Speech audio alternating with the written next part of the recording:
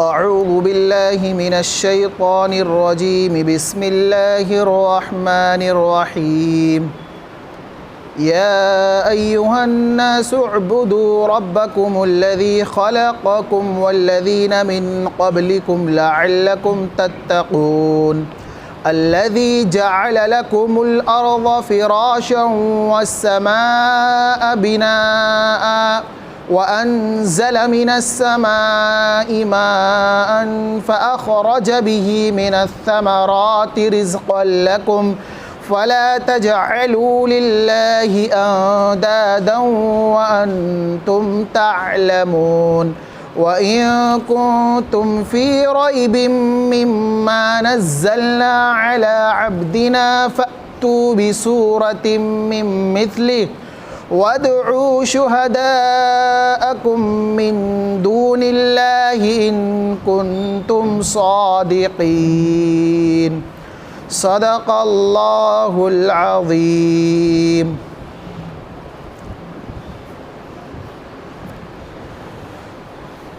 اے لوگو، اپنے پروردگار کی عبادت کرو جس نے تم کو پیدا کیا اور وہ لوگ جو تم سے پہلے ہوئے۔ امید ہے کہ تم تقوی اختیار کرو گے۔ اور وہ پروردگار جس نے تمہارے لیے زمین کو بچھونا بنایا اور آسمان کو چھت اور آسمانوں سے پانی کو برسایا اور اسی کے ذریعے سے پھلوں کو نکالا بطور رزق کے تمہارے لیے، پس تم اللہ تعالیٰ کے لیے کوئی مددگار نہ بناؤ اس حال میں کہ تم جانتے ہو۔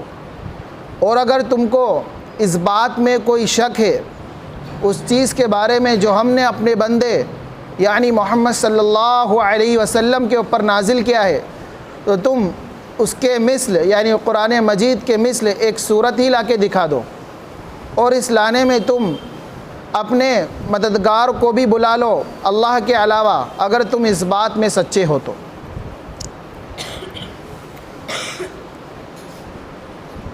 اللہ عز و جل نے گزشتہ آیت کریمہ کے اندر جو باتیں ارشاد فرمائی تھیں وہ تین گروہوں کے متعلق تھیں، جس میں سب سے پہلے تو مومنین متقین تھے، اور دوسرے نمبر پر مخصوص کافر تھے، اور تیسرے نمبر پر منافقین لوگوں کے بارے میں۔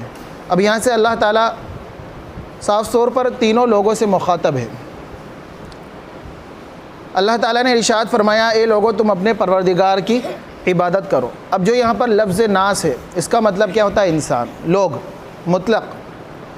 مطلق کیا چیز ہوتی ہے؟ مطلق جو اپنے اطلاق پر جاری ہوتا ہے، یعنی عام طور پر سب کے لیے حکم ہے۔ یا ایھا الناس اعبدوا، اے لوگو تم اپنے پروردگار کی عبادت کرو۔ اللہ تعالیٰ سب سے پہلے تو یہاں سے دعوتی مشن شروع ہو رہا ہے، یعنی اللہ تعالیٰ اپنے نبی صلی اللہ علیہ وسلم کے ذریعے سے اب تینوں گروہوں کو دعوت دے رہے ہیں کہ تم کو اب کرنا کیا ہے۔ ان سب کے اوصاف بتا دیے ہیں، ان کے مخصوص کام بتا دیے ہیں، تو یہاں سے ابتدا ہو رہی ہے ایک طرح سے دعوت کی کہ اے لوگو اپنے پروردگار کی عبادت کرو۔ اور نیاز کے اندر تمام لوگ شامل ہو چکے ہیں، جس میں کفار ہیں، خاص کفار بھی ہیں اور منافقین بھی ہیں، اور اسی طرح سے مومنین متقین بھی ہیں۔ تو اللہ تعالیٰ نے ارشاد فرمایا اپنے پروردگار کی عبادت کرو۔ اب جو عبادت ہے، جو لفظ یہاں پر استعمال ہوا ہے یہ کیا ہے؟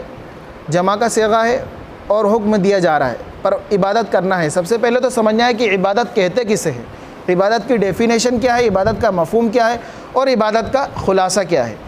عبادت کہتے ہیں کہ اپنی پوری طاقت کو مکمل فرما برداری میں ڈال دینا اور اللہ تعالیٰ کی خوف و عظمت کے خاطر گناہوں سے بچ جانا۔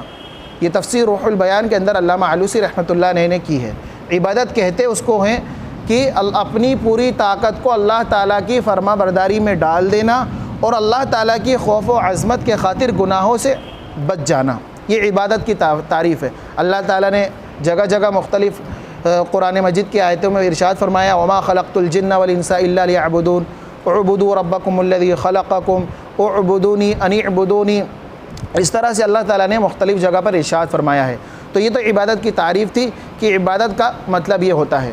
تو سب سے پہلے تو عبادت کے اندر ہمیں سمجھنا ہے کن کن چیزوں کا تقاضا کیا جا رہا ہے۔ عبادت کے اندر کیا چیز آتی ہے؟ سب سے بڑی، کیونکہ عبادت کو جو یہ لفظ ہے یہ صرف اللہ تعالیٰ کے ساتھ ہی خاص ہے کہ تم مکمل غلامی کرنا ہے اور مکمل عبادت کرنا ہے اور مکمل اپنے آپ کو ڈال دینے والی ذات صرف اور صرف کون سی ہے؟ اللہ وحدہ لا شریک کی ہے۔ کیونکہ اگر ہم یوں بھی عقلی طور پر اگر سوچیں اور تھوڑا سا غور کریں تو پتہ چلے گا کہ زمین اور آسمان کو اور کھانے کے لیے رزق اور نباتات اور جمادات اور حیوانات اور تمام مخلوقات یہ سب کے سب کس کے تابع ہیں؟ اللہ عز و جل کے۔ تو جب ساری چیز اسی کی ہے اور سب اسی کے تابع ہیں تو عبادت کے لائق بھی کون ہوا؟ وہی ذات پروردگار کی عبادت۔ تو اس لیے عبادت کا مطلب یہ عبادت اللہ تعالیٰ کے خاص ہے۔ اگر عبادت کا لفظ کسی اور کے لیے استعمال ہوتا ہی نہیں، صرف اللہ عز و جل کے لیے ہے۔ اللہ کی ذات ہے جو عبادت کے لائق ہے۔ ہم دیکھتے ہیں کہ پڑھتے ہیں سبحان الذی اسری بعبدہ لیلا من المسجد الحرام، کہ وہاں پر بھی پاک ہے وہ ذات جو اپنے بندے جو اپنے محمد صلی اللہ علیہ وسلم کو راتوں رات مسجد حرام سے مسجد اقصیٰ کی طرف لے گئی۔ تو اس طرح سے عبادت کے مفہوم کو اور عبادت کی تقاضے کو سمجھنا ہے کہ عبادت کہتے کسے ہیں؟ عبادت وہی چیز ہے جو اللہ تعالیٰ اپنی طاقت کو پوری طرح سے اللہ تعالیٰ کی فرما برداری میں صرف کر دینا اور اس کی خوف و عظمت کے خاطر گناہوں سے بچ جانا۔ پھر آگے اللہ عز و جل نے ارشاد یہاں پر یہ فرمایا ہے کہ اے لوگوں اپنے پروردگار کی عبادت کرو، کیونکہ اس میں حکم بھی دیا جا رہا ہے اور اس کی دلیل بھی بتا دی جا رہی ہے کہ عبادت کرنی کیوں ہے اور عبادت کرنے کا تقاضا کیوں کیا جا رہا ہے، اور عبادت کس کی جائے گی؟ اس کی جائے گی جس نے تم کو پیدا کیا۔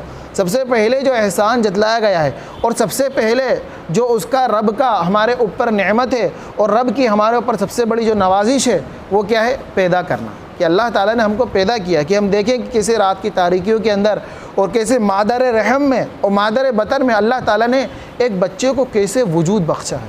صرف انسان اسی کے اوپر غور کر لے تو اس کو توحید پر قائل ہونا کافی ہے۔ توحید کے اقرار کرنے کے لیے بات کافی ہے کہ انسان اپنی تخلیق پر غور کر لے۔ قرآن مجید میں ارشاد فرمایا دوسری جگہ پہ وفی انفسکم افلا تبصرون، تم اپنے اندر ہی کیوں نہیں غور کرتے ہو کہ تم کو نظر نہیں آتا ہے؟ وفی انفسکم، سب سے پہلے اپنی ذات میں۔ ویسے تو پوری کل شیء تدل علی انہ الہ واحد، ہر چیز اللہ تعالیٰ کے واحد ہونے کی دلالت دے رہی ہے، لیکن سب سے پہلے انسان کی ذات، اور اسی کو یہاں پر جتلایا گیا ہے کہ یا ایھا الناس اعبدوا ربکم الذی، ربا کا لفظ استعمال ہوا۔ ربا کے معنی کیا ہے؟ یہاں پر اللہ تعالیٰ نے جو استعمال کیا ہے وہ رب کا لفظ، اللہ کا لفظ بھی استعمال ہو سکتا تھا، لکھا ہے مفسرین نے، لیکن استعمال کیا گیا ہے رب کا لفظ۔ اور رب کے معنی کیا ہوتے ہیں؟ ربا یربی تربیتاً، یعنی بتدریج ایک یکے بعد دیگرے کسی چیز کو پروان چڑھانا، کہ اللہ کی ذات ہے جو خالق اور مالک ہے اور پالنہار ہے اور پرورش کرنے والی ہے۔ اس وجہ سے یہاں پر کہا گیا ہے سب سے پہلے رب کا لفظ استعمال یہ کہ تمہارا رب ہے جس نے تم کو پیدا کیا ہے، کہ اللہ تعالیٰ نے ہم کو پیدا کیا، اور پیدا کرنے کے پیچھے جو پورا فلسفہ ہے ہم اس کو دوڑائیں اپنی نظروں کو اور ادھر اپنی نگاہوں کو کریں کہ کس طرح سے اللہ تعالیٰ نے ہم کو پیدا کیا ہے، کس طرح سے ماں کے پیٹ میں رکھا اور پھر کس طرح سے اس نے ہماری پرورش کی ہے۔ یہ سب اللہ تعالیٰ کی قدرت کا شاہکار ہے، یہ سب اللہ تعالیٰ کی قدرت کے نظارے ہیں۔ اگر ہم غور کریں گے تو خود ہماری ذات اندر سے یہ کہ اٹھے گی یقیناً عبادت کے لائق تو صرف وہی وحدہ لا شریک ہے۔ تو جس نے تم کو کیا کرا ہے؟ پیدا کیا ہے۔ ربکم الذی خلقکم والذین من قبلکم، اور ان لوگوں کو پیدا کیا ہے جو تم سے پہلے ہوئے۔ اب یہاں پر ارشاد فرمایا کہ من قبلکم، جس کے کیا معنی ہے؟ جو تم سے پہلے ہوئے۔ یہاں پر یہ نہیں کہا تم سے بعد ہوئے۔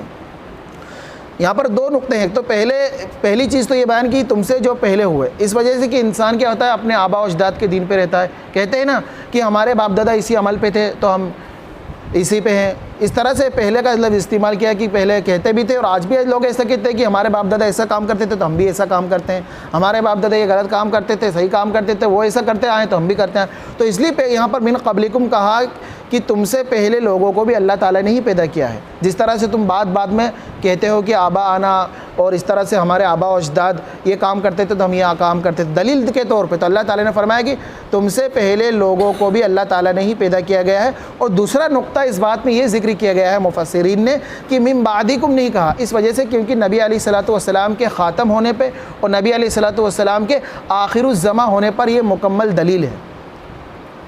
کیونکہ اس کے بعد میں کیونکہ نبی علیہ الصلوۃ والسلام کی جو یہ امت ہے یہ آخری امت ہے اور نبی علیہ الصلوۃ والسلام یہ آخری نبی ہیں، اس وجہ سے یہاں پر کہہ دیا من قبلکم من بعدکم، نہیں کہا گیا کہ آنے والے جو تمہارے لوگ ہیں، اور اس پہ مفسرین نے یہی بات کہی ہے۔ تو من قبلکم لعلکم تتقون، کہ تم اپنے پروردگار کی عبادت کرو جس نے تم کو پیدا کیا، اور ان لوگوں کو جو تم سے پہلے ہوئے، امید ہے کہ تم تقوی اختیار کرو گے۔ اگر تم عبادت مکمل کرو گے اور اللہ تعالیٰ نے تم پر جو احسان کیا ہے، تم کو پیدا کیا ہے، تم اس کو بجا لاؤ گے، اس کو سمجھو گے اور اللہ تعالیٰ کی وحدانیت کو جانو گے، تو ممکن ہے کہ تم اگر یہ ساری چیزیں بات سمجھ لو گے، تقوی خود ہی اختیار کر لو گے، اللہ تعالیٰ سے ڈر جاؤ گے کہ اللہ تعالیٰ مجھے پیدا کرنے والا ہے، میرے باپ داداؤں کو پیدا کرنے والا ہے، تو میں کیوں نہیں اللہ کی توحید کے اوپر اقرار کروں، میں کیوں نہیں اللہ تعالیٰ کی عبادت کے اوپر کھرا اتروں۔ اس وجہ سے اللہ تعالیٰ نے اس احسان کو جتایا ہے۔ اور ایک اور بات مفسرین نے ایک نقطہ یہاں پر لکھا ہے، اللہ تعالیٰ نے یہاں پر کہا لعلکم تتقون۔ جو یہ لعل کا لفظ ہے نا، یہ لعل کا لفظ عربی کے اندر امید کے لیے اور رجا کے لیے آتا ہے، کسی چیز کے لیے امید ظاہر کی جاتی ہے۔ لعل زید، یہ امید ہے کہ زید امید ہے کہ تم تقوی اختیار کرو گے۔ یہاں پر ایک بات یہ لکھی ہے کہ کوئی بھی انسان اپنے عمل پہ کبر نہیں کر سکتا ہے۔ یہاں پر یہ بات کہی گئی، اگر تم یہ کام کر بھی رہے ہو، عبادت کر بھی رہے ہو اور تم حکم بجا بھی رہے ہو، تو یہ امید ہے کہ اللہ تم نجات پاؤ گے، تم محفوظ ہوگے، تم تقوی اختیار کرو گے۔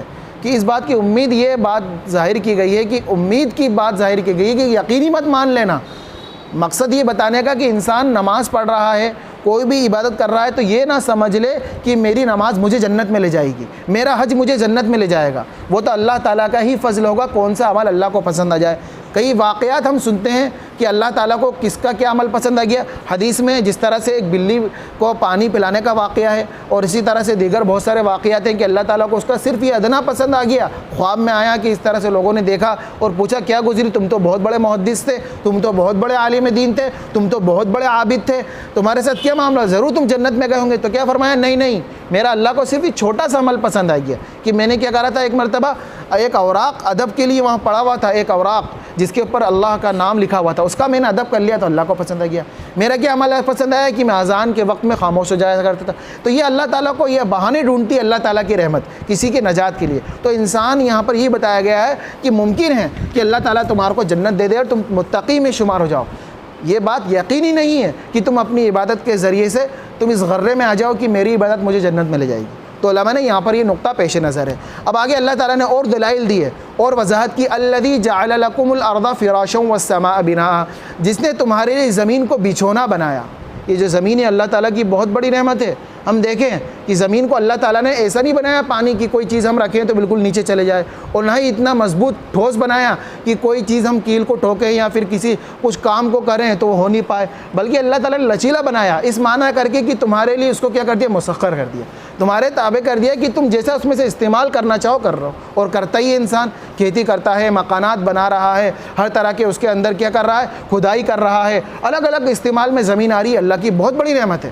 تو اللہ تعالیٰ کی ہم اس نعمت کو دیکھ کر شکر گزاری کریں کہ جب زمین پہ چلیں تو کیا تقاضا ہے کہ زمین کو دیکھیں اور زمین پہ چلنے کے جو آداب بتائے گئے اس آداب کی رعایت کریں، کہ زمین پہ تکبر کر کے نہیں چلنا ہے، جیسا کہ سورہ لقمان میں آئے گا انشاءاللہ عز و جل۔ اللہ تعالیٰ نے کیا فرمایا، وَلَا تَمْشِي فِي الْأَرْضِ مَرَحًا، کہ تم زمین میں اکڑ کے مت چلو، کہ زمین اللہ کی بہت بڑی نعمت ہے، تم اکڑ کے چلو گے تو اللہ تعالیٰ اوندھے میں تم کو جہنم میں گرا دے گا، کیونکہ اللہ کو تکبر پسند نہیں ہے۔ تو اللہ عز و جل نے ارشاد فرمایا کہ زمین کے اوپر ذرا تم دیکھو، غور و فکر کرو اس کے اندر، کیونکہ دیکھیے غور و فکر کا جو عمل ہے نا یہ بہت بڑا عمل ہے، کہ کئی لوگوں کو صرف غور و فکر کی بنیاد پر اللہ تعالیٰ نے ہدایت عطا فرما دی ہے کہ اللہ تعالیٰ کی ذات میں تو کچھ نہیں سوچنا ہے، بلکہ اللہ تعالیٰ کی مخلوق میں غور و فکر کرنا ہے کہ اللہ تعالیٰ نے کیسی مخلوق پیدا کی ہے۔ سب سے پہلے تو خود انسان کو بتایا اللہ تعالیٰ نے کہ تم اپنے اوپر غور و فکر کرو، پھر زمین کے بارے میں ذکر کیا گیا کہ تو زمین کو دیکھو، اللہ تعالیٰ نے زمین سے کتنے نباتات اور کیسی فصلیں اور کیسے میوجات اور کیسی بہاریں اللہ تعالیٰ نے اگائی ہیں زمین کے ذریعے سے۔ تو اللہ تعالیٰ احسان بتلا رہا اپنا، الذی جعل لکم الارض فراشا، کہ اللہ تعالیٰ نے تمہارے لیے زمین کو بچھونا بنا دیا جس کے اوپر تم رہتے ہو، اس سے فائدہ حاصل کرتے ہو۔ اور پھر آگے اللہ عز و جل نے ارشاد فرمایا والسماء بناء، کہ ہم نے آسمان کو تمہارے لیے کیا بنایا، چھت بنایا، کہ چھت انسان کو دنیا کے اندر جب چھت مل جاتی ہے کتنا سکون ملتا، کہتے ہیں نا عام طور پہ کہ خالی ہمارے پاس چھت ہی آ جائے، کسی کے پاس چھت مل گئی اللہ کی بہت بڑی نعمت ہے، کسی کو گھر مل جاتا اپنا بہت بڑی اللہ کی نعمت ہے، اس پہ شکر گزاری کرنا چاہیے۔ کسی کو چھت مل گئی، کئی لوگ ایسے دنیا میں جن کو چھت ہی نصیب نہیں ہوتی ہے، وہ کیا فٹ پاتھ پہ سوتے ہیں اور ایسے کناروں پہ سوتے ہیں، چھت نصیب نہیں ہوتی۔ اللہ تعالیٰ نے چھت دی ہے تو احسان دلایا کہ تمہارے لیے آسمان کو یہ بطور چھت کیا، اور پھر بتایا کہ یہ جو آسمان دکھ رہا ہے نا، یہ بہت بڑی اللہ کی نعمت ہے کہ آسمان دنیا میں علماء نے شمار کرایا ہے کہ کچھ چیزیں ایسی ہیں جس کو دیکھ کر انسان کبھی تھکتا ہی نہیں ہے، اور انسان کے بارے میں آپ نے کبھی سنا ہی نہیں ہو کسی انسان سے کہ میں ان چیزوں کو دیکھ رہا ہوں تھک گیا ہوں، جس میں سے ایک چیز کیا شمار کرائی ہے آسمان کو، کہ کوئی دنیا میں ایسا انسان نہیں جو کہے گا کہ میں اتنے سالوں سے پیدا ہوا اور اتنے سال ہو گئے اور آسمان کو دیکھ دیکھ کر تھک گیا ہوں، کبھی ہو ہی نہیں سکتا کوئی انسان، کیونکہ اللہ کی اتنی بڑی نعمت ہے یہ آسمان، اللہ تعالیٰ نے آسمان کو ایسا پیدا کیا ہے تو کوئی کہہ ہی نہیں سکتا۔ اور دوسرا ارشاد فرمایا کعبۃ اللہ کے بارے میں، اور بھی دیگر ارشاد فرمائے کہ کعبۃ اللہ کوئی کہہ ہی نہیں سکتا نعوذ باللہ اس کے بارے میں کہ کعبۃ اللہ کو دیکھیں، کہ جتنا کعبۃ اللہ کو انسان دیکھتا ہے اتنا اس کی طرف سے اٹریکٹ ہوتا ہے، اتنا اس کی طرف کھینچا چلا جاتا ہے، اللہ تعالیٰ نے اس کے اندر ایسی کشش رکھی ہے۔ تو یہ اللہ تعالیٰ کی بہت بڑی نعمت ہے، وَالسَّمَاءَ بِنَاءً، کہ ہم نے آسمان تمہارے لیے پیدا کیا نا، تو ہم نے تمہارے لیے آسمان کو بطور چھت کے بنایا، وَأَنزَلْنَا مِنَ السَّمَاءِ مَاءً، پھر اللہ تعالیٰ نے بتایا کہ یہ آسمان جو بنایا ہے اس کو ہم نے تمہارے لیے کس لیے بنایا ہے، کیونکہ ہم اس میں سے تمہارے لیے پانی کو برساتے ہیں۔ یہ مشاہدہ ہمارے سامنے آج شام کو ہو گیا کہ اللہ تعالیٰ نے کیسی موسلا دھار بارش کی، یہ آیت کریمہ آ گئی اور ہم نے دیکھ لیا کیسے لوگ بلک رہے تھے اور کیسے تڑپ رہے تھے۔ یقیناً بارش کا موسم چل رہا ہے، اللہ کا نظام اس میں بارش ہونا چاہیے، تو لوگ تڑپ رہے تھے، دعائیں کر رہے تھے، اور ایک طرح کی عجیب اضطراب تھا، بے چینی تھی، لیکن جب بارش آئی تو کیسا سکون ملا، کیسی اللہ کی اتنی بڑی نعمت تھی۔ وَالسَّمَاءَ بِنَاءً وَأَنزَلْنَا مِنَ السَّمَاءِ مَاءً فَأَخْرَجَ بِهِ، اللہ تعالیٰ نے آسمان سے کیا کرا، پانی کو برسایا۔ یہی تو احسانات تھے جو حضرت نوح علیہ السلام نے اپنی قوم کو گنائے تھے کہ تم کیوں نہیں اللہ کی عبادت کرتے ہو۔ یُرْسِلِ السَّمَاءَ عَلَيْكُمْ مِدْرَارًا وَيُمْدِدْكُمْ بِأَمْوَالٍ وَبَنِينَ، کہ اللہ تعالیٰ نے آسمان سے تمہارے لیے موسلا دھار بارش کی ہے، تم کیوں نہیں اللہ تعالیٰ کے احسان کو پہچانتے ہو؟ تم اب تو آ جاؤ اسلام کے اندر، اب تو آ جاؤ کلمہ توحید کے زیرے۔ تو اس طرح سے احسانات اللہ تعالیٰ نے جتلائے ہیں کہ وَأَنزَلْنَا مِنَ السَّمَاءِ مَاءً فَأَخْرَجَ بِهِ مِنَ الثَّمَرَاتِ رِزْقًا لَكُمْ، پھر تم کیا ہوتا ہے کہ جب آسمان سے زمین پر پانی برستا ہے، جب آسمان سے زمین پہ پانی برستا ہے تو اللہ تعالیٰ اس کے ذریعے کیا ہوتا ہے کہ تمہارے لیے بطور رزق کے میوہ کو، غلوں کو اور فصلوں کو اگاتا ہے۔ فَأَخْرَجَ بِهِ مِنَ الثَّمَرَاتِ رِزْقًا لَكُمْ، بطور رزق کے تمہارے لیے زمین سے اللہ تعالیٰ نے کیا کرا، فصلوں کو نکالا اور میووں کو نکالا۔ بس جب اتنے سارے احسانات اللہ تعالیٰ نے تمہارے اوپر کر دیے ہیں تو تمہارا کیا تقاضا ہے، فَلَا تَجْعَلُوا لِلَّهِ أَنْدَادًا وَأَنْتُمْ تَعْلَمُونَ، تو بس تم اللہ تعالیٰ کے لیے کسی کو بھی پروردگار اور مددگار نہ ٹھہراؤ، کہ اللہ تعالیٰ کے لیے کسی کے لیے کیوں سب سے بڑا مسئلہ کیا تھا کفار مکہ کا، کہ وہ اللہ تعالیٰ کی توحید کے اوپر نہیں آتے تھے، کہ وہ اللہ تعالیٰ کو اپنا معبود نہیں سمجھتے تھے، وہ اللہ تعالیٰ کو اپنا پروردگار نہیں سمجھتے تھے۔ تو اس وجہ سے ان کے سامنے یہ بات کہی جا رہی ہے کہ تم اللہ تعالیٰ کے ساتھ کسی کو شریک نہ ٹھہراؤ، اس معنی کر کے کہ تم اس بات کو جانتے ہو کہ تمہارے اوپر اللہ نے ایسے ایسے احسانات کیے ہیں اور ایسی ایسی چیزوں کو نازل کیا ہے، اور ایسا زمین کو بنایا ہے، تم کو خود کو پیدا کیا ہے، اور ایسا آسمان کو بنایا ہے، تو تم کیوں اللہ کے علاوہ کسی اور کو اپنا پروردگار مانتے ہو؟ تو تم اس چیز سے باز آ جاؤ۔ تو مفسرین نے، علماء نے یہاں پر یہی لکھا ہے کہ انداد کا لفظ استعمال یہاں پر کیا ہے، مددگار کے معنی میں، کہ وہ مددگار مانتے تھے، مورتی کو پوجتے تھے، یعوس کو، یعوق کو، نصر کو، اور اسی طرح سے بہت سارے بتوں کو انہوں نے اپنا پروردگار بنا لیا تھا۔ تو اس معنی کر کے ان کو کہا گیا کہ تم ان کو اپنا پروردگار نہ بناؤ، اس معنی کر کے تم جانتے ہو۔ پھر آگے اللہ عز و جل نے ارشاد فرمایا وَإِن كُنتُمْ فِي رَيْبٍ مِّمَّا نَزَّلْنَا عَلَىٰ عَبْدِنَا، اب یہ ساری بات ہو چکی ہے اور تمہارے اوپر احسان جتلا دیے ہیں، تو بہت ممکن ہے کہ تم اب بھی باز آ جاؤ گے۔ اور پھر اللہ تعالیٰ نے ارشاد فرمایا اگر تم کو اس بات میں شک ہے جو ہم نے اپنے بندے یعنی محمد صلی اللہ علیہ وسلم کے اوپر نازل کیا ہے، یعنی قرآن مجید میں اب بھی تمہارے کو کوئی شک ہے، ریب کا لفظ یہاں پر استعمال ہوا ہے، جیسا کہ پہلے بھی سورہ بقرہ کے ابتدا میں استعمال ہوا ہے، الف لام میم ذالک الکتاب لا ریب فیہ، کہ ایسی کتاب ہے جس کے اندر کوئی شک نہیں۔ وہاں پر بھی ریب کا، ریب کہتے ہیں ایسے شک اور تردد کے اندر جس میں تھوڑا بہت بھی احتمال ہو، کہ انسان کو تھوڑا ایسا شک ہوتا ہے کہ ممکن ہے کہ وہ اپنے شک کو دور کر لے، ایسا نہیں کہ بالکل یقینی شک ہو۔ تو ان لوگوں کو تھوڑا اس کے اندر شک اور شبہ تھا کہ یہ کوئی ایسی کتاب ہے جو اپنے طرف سے گھڑ لی گئی ہے۔ تو آگے اللہ تعالیٰ نے یہاں پر چیلنج کیا ہے، اور جگہ جگہ اللہ تعالیٰ نے چیلنج کیا ہے۔ 3-4 جگہ پر ارشاد فرمایا کہ ان کو یہ چیلنج کیا جا رہا ہے، اگر تم کو اس بات میں شک ہے جو ہم نے نازل کی ہے یعنی قرآن مجید کو، تو تم کو اگر اس قرآن مجید کی آیتوں میں شک ہے کہ ہم نے اپنی طرف سے گھڑ لیا ہے، تو تم ایک کام کرو، اپنی طرف سے ہی کوئی ایسی آیت لا کے دکھا دو۔ یہ قرآن مجید اتنا بڑا، یہ دنیا کے اوپر بہت بڑا چیلنج ہے، اور آج تک یہ قیامت تک رہے گا یہ قرآن مجید۔ کیونکہ دیکھیے 2 باتیں عرض بہت ضروری کرنی ہے۔ اللہ کے نبی علیہ الصلوۃ والسلام کے بہت سارے معجزات ہیں، اور تمام انبیاء کے بہت سارے معجزات ہیں، جس میں 2 معجزے تو ایسے ہیں جو جیتے جاگتے بالکل ہیں اور قیامت تک رہیں گے، اللہ تعالیٰ ان کو باقی رکھے گا۔ جس میں سے ایک سب سے بڑا معجزہ کیا ہے؟ قرآن مجید۔ اور وہ معجزہ کہتے کسے ہیں؟ معجزہ اسے کہتے ہیں جو اللہ عز و جل اپنے انبیاء کرام علیہ الصلوۃ والسلام کے ہاتھوں اور ان کے قوم کو دلیل دینے کے لیے خارق عادت کوئی چیز دکھاتا ہے، جیسا کہ چاند کے ٹکڑے ہو جانا۔ یہ انبیاء کے علیہ الصلوۃ والسلام کے ساتھ خاص معجزات، جیسا کہ چاند کے 2 ٹکڑے ہو جانا، پہاڑوں کے اندر سے اٹھنی کا نکل آنا، یہ سب معجزات ہیں انبیاء کرام علیہ الصلوۃ والسلام کے۔ تو اللہ تعالیٰ کا ایک معجزہ یہ بھی ہے نبی علیہ الصلوۃ والسلام کے اوپر قرآن مجید کا نازل کرنا، کہ قرآن مجید ایک ایسی کتاب ہے جو قیامت تک کے لیے ہر ایک کے لیے چیلنج ہے۔ کوئی اس قرآن مجید کی 1 آیت 2 آیت تو کیا ایک زیر زبر بھی نہیں الگ کر سکتا، کہ قرآن مجید جیتا جاگتا بالکل معجزہ ہے۔ اللہ نے ارشاد فرمایا انا نحن نزلنا الذکر وانا له لحافظون، کہ ہم ہی، یہ جو اس کے اندر بہت زبردست آیت ہے، اللہ عز و جل نے ارشاد فرمایا کہ ہم ہی اس کو نازل کرنے والے ہیں اور ہم ہی اس کی حفاظت کرنے والے ہیں، کہ اللہ نے قرآن مجید کو نازل کیا ہے اور اللہ ہی اس کی حفاظت کرے گا۔ کسی کتاب کی حفاظت کا ذمہ اللہ عز و جل نے نہیں لیا سوائے کس کے؟ قرآن مجید کے۔ تو قرآن مجید یہ اللہ عز و جل کا بہت بڑا معجزہ ہے جو نبی علیہ الصلوۃ والسلام کے اوپر نازل کیا۔ تو یہاں پر ارشاد فرمایا جا رہا ہے کہ تم اگر اس کے اندر شک کرتے ہو، تم اس کو غلط سمجھتے ہو، تو صرف اس کی جیسی ایک آیت ہی لے کے آؤ، اور ایک جگہ ارشاد فرمایا 2 آیت لے کے آؤ، اور پھر ارشاد فرمایا قل لئن اجتمعت الانس والجن على ان ياتوا بمثل هذا القرآن ولو كان بعضهم لبعض ظهيرا۔ صاف طور پر ارشاد فرما دیا اگر انسان اور جنات قل لئن اجتمعت الانس والجن على ان ياتوا بمثل هذا القرآن، اگر انسان اور جنات اور تمام مخلوقات اور تمام لوگ اور تمام طاقتیں بھی مل کر جمع ہو جائیں اور اکٹھا ہو جائیں اور اجتماع کر لیں اور سوچیں کہ ہم اس قرآن کے مثل لا کے دکھا دیں، تو ہرگز یہ کام نہیں کر سکتے۔ وَلَوْ كَانَ بَعْضُهُمْ لِبَعْضٍ ظَهِيرًا، اگرچہ تم ایک دوسرے کے مددگار بھی بن جاؤ تو تم قرآن مجید کی ایک آیت بھی نہیں لا سکتے، اور قرآن مجید کے ایک زیر و زبر کو بھی الگ نہیں کر سکتے۔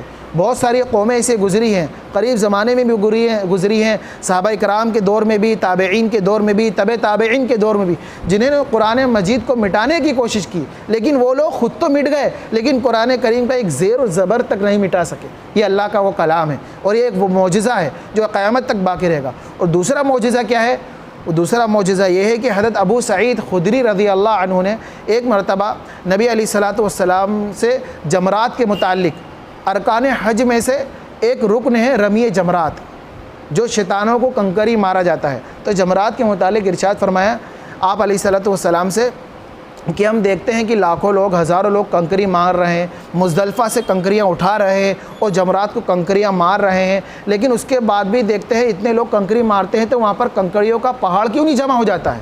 جب اتنے لوگ کنکری مار رہے ہیں، ظاہر سی بات ہے کنکری مار رہے ہیں، اتنے لوگ مار رہے ہیں کنکری، تو وہاں تو کنکریوں کا پہاڑ ہو جانا چاہیے، تو پہاڑ کیوں نہیں جمع ہو جاتا ہے؟ یہ ایک بہت بڑا اپنے آپ میں سوال ہے۔ تو آپ نبی علیہ الصلوۃ والسلام نے ارشاد فرمایا کہ جن کا حج اللہ تعالیٰ قبول کرتا ہے ان کی کنکریاں فرشتے آسمانوں پر اٹھا لیتے ہیں، ان کی کنکریاں فرشتے آسمانوں پر اٹھا لیتے ہیں، اور جن کا حج قبول نہیں ہوتا ان کی کنکریاں وہاں رہتی ہیں۔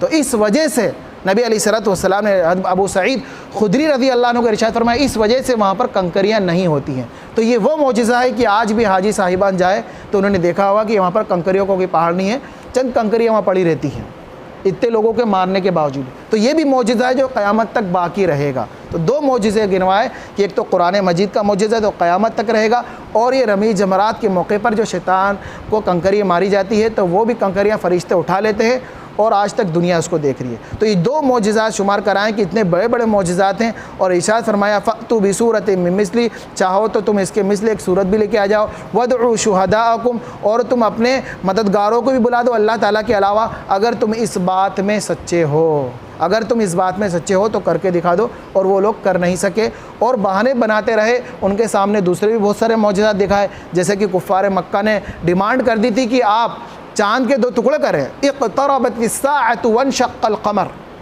سورہ قمر کے اندر ہم پڑھتے ہیں، ابتدا آیت شروع ہو رہی ہے اقتربت الساعۃ وانشق القمر، کہ چاند کے 2 ٹکڑے کر دیں۔ نبی علیہ الصلوۃ والسلام نے ایک اشارے سے چاند کے 2 ٹکڑے کر دیے، لیکن جن کے نصیب میں ایمان لکھا تھا وہ ایمان لائے، اور جن کے نصیب میں ایمان نہیں تھا تو کیا کہہ دیا، یہ تو تم نے جادو کیا ہے، یہ تم نے ہماری نظروں کا دھوکہ کیا ہے۔ حالانکہ جو جادوگر ہیں، ماہرین ہیں، وہ جانتے ہیں کہ اس طرح کا کوئی جادو ہوتا ہی نہیں ہے، کہ جادو اگر ہوگا تو یہاں پر مختلف لوگ دکھ رہے ہیں ان کے اوپر ہو جائے گا جادو حق ہے، بھرا کہ آپ نبی علیہ الصلوۃ والسلام کے اوپر بھی جادو کیا گیا تو ہوتا ہے، نظروں کا انسان جادو کر دیتا ہے، حق ہے، تو مختلف لوگوں پہ ہوگا لیکن پوری دنیا کے لوگوں پہ تو نہیں ہوگا۔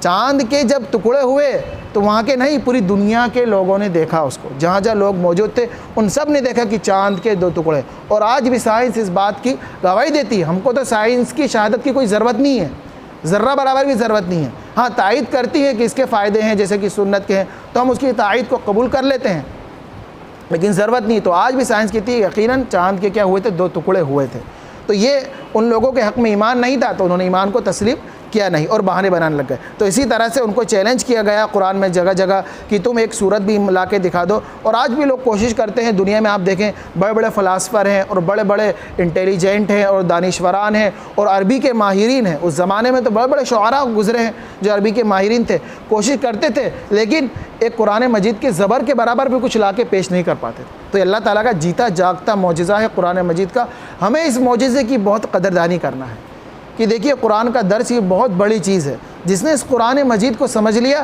اللہ تعالیٰ اس کو دنیا میں ہی جنت کے نظارے دکھا دیتا۔ قرآن مجید ایسی چیز ہے۔ اسیر مالٹا حضرت مولانا محمود الحسن رحمۃ اللہ علیہ، شیخ الہند رحمۃ اللہ علیہ، سالوں انگریزوں نے ان کو جیل میں قید کر دیا تھا کہ آپ جیل میں تھے۔ جب جیل سے باہر آئے تو جیل میں ہی انہوں نے تفسیر بھی لکھی قرآن مجید کی، جو بہت بڑی تفسیر مانی جاتی ہے۔ تو جیل سے جب حضرت باہر آئے تو ان سے پوچھا کہ آپ نے کیا غور و فکر کیا؟ یقیناً جو بزرگان دین ہوتے ہیں، نیک لوگ ہوتے ہیں، تو ان کی خلوت بھی ایسی ہوتی ہے کہ وہ لوگوں کی ہدایت کا ذریعہ بن جاتی ہے، کہ وہ سوچتے ہیں، فکر کرتے ہیں۔ تو لوگوں نے ان سے پوچھا کہ آپ نے کیا غور و فکر کیا ان حالات کے اندر، جیل کی تاریکیوں میں امت کے لیے کیا سوچا اور کیا غور و فکر؟ تو آپ نے ارشاد فرمایا میں نے 2 چیزوں کی کمزوری دیکھی عوام کے اندر اور امت کے اندر، جس وجہ سے آج لوگ گمراہ ہو رہے ہیں اور لوگ ضلالت میں جا رہے ہیں اور ذلیل ہو رہے ہیں۔ اس کی 2 وجہ ہے، اور اس کی کیا پہلی وجہ؟ ایک تو آپسی اختلافات۔ اگر امت کے اندر سے آپسی اختلافات چلے جائیں گے تو اللہ تعالیٰ ان کو یوں ہی کامیاب کر دے گا اور یوں ہی کامران کر دے گا۔ اور جو دوسری وجہ حضرت شیخ الہند رحمۃ اللہ علیہ نے ارشاد فرمائی، اور وہ کیا تھی؟ قرآن کریم سے دوری، کہ قرآن مجید کا ہم پر حق ہے کہ اس کو پڑھا جائے، اس کو سمجھا جائے، اس کے محافظین سے محبت کی جائے، اس سے لگاؤ رکھا جائے، اس کے معنوں کو پڑھا جائے، اس کی تفسیر کو پڑھا جائے، اس کی قراتوں کو سمجھا جائے، اس کی تجوید پہ غور کیا جائے۔ تو قرآن مجید اللہ تعالیٰ کا اتنا بڑا معجزہ ہے۔ اللہ عز و جل سے آخر میں یہی دعا ہے باری تعالیٰ ہم کو مرتے دم تک اور آخری سانس تک قرآن مجید سے محبت عطا فرمائے اور قرآن مجید سے دلچسپی عطا فرمائے، اور قرآن مجید کی جہاں جہاں مجالسیں لگ رہی ہیں، جہاں جہاں محفلیں لگ رہی ہیں، ان سب میں دل جمعی کے ساتھ بیٹھنے کی توفیق نصیب فرمائے۔ اللہ تعالی ہم سب کو کہنے سننے سے اطاعت و عمل کی توفیق نصیب فرمائے۔ وآخر دعوانا الحمدللہ رب العالمین۔ سبحان اللہ بحمدہ، سبحانک اللہم وبحمدک، اشہد ان لا الہ الا انت، استغفرک۔ سبحان ربک رب العزۃ عما یصفون، وسلام علی المرسلین۔